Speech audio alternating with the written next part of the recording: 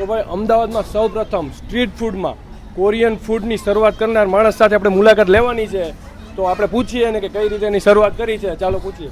તો તમે Korean ફૂડની street ફૂડમાં કઈ રીતે શરૂઆત કરી, તમને આઈડિયા કઈ રીતે આવ્યો કે આપણે મારું નામ છે સૌમિલ. કેમ છો અમદાવાદ? પહેલાં તો હું કહું તમને, અમે લોકોએ મારી જર્ની સ્ટાર્ટ કરી હતી. અમે લોકો આજથી 2 વર્ષ પહેલાં અમે IIM રોડ પર અમે સ્ટાર્ટ કરી હતી, જ્યાં અમે લોકો કોરિયન ફૂડ શરૂ કરતા હતા. ત્યાં અમે રામેન રાખતા હતા, ચીઝ કોર્નડોગ રાખતા હતા, પછી વેજ સુશી રાખતા હતા, જેવી ઘણી પ્રકારની અમે લોકો વેરાયટીઝ રાખતા હતા.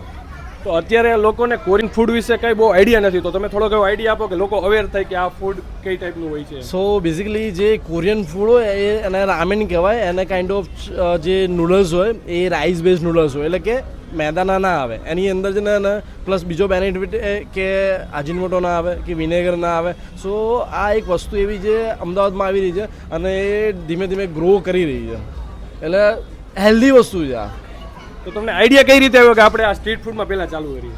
સો આ આઈડિયા મને એ રીતે આવ્યો કે હું એકચ્યુઅલી બહાર આઉટ ઓફ સ્ટેશન હું ફરવા ગયો હતો. ત્યાંથી મેં આઈડિયા જોયો હતો કે કોરિયન ફૂડનો એક કોન્સેપ્ટ લોકો સ્ટ્રીટ પર સર્વ કરી રહ્યા હતા. મેં વિચાર્યું કે અમદાવાદમાં આવું કોઈ ન્યૂ યુનિક કોન્સેપ્ટ જેવું કોઈ છે નહીં. તો અમે લોકો એ વિચારીને અમે લોકો એક બેઝિકલી શરૂઆત કરી. તો અમદાવાદની પબ્લિક અમે એટલો ખૂબ સપોર્ટ કર્યો છે કે જે અમારો કોરિયન ફૂડનો આજે એક અમદાવાદમાં એક સારું અમદાવાદની પબ્લિક અમે લોકોને રિસ્પોન્સ આપી રહ્યો છે. જેથી અમે લોકો માણેચોક એનેક્સ ફૂડ કોર્ટ 16 અમારી બીજી બ્રાન્ચીસ અમે લોકો ઓપન કરી છે. તો તમે લોકો બધા મોસ્ટ વેલકમ છે, બધા આવો અહીંયા.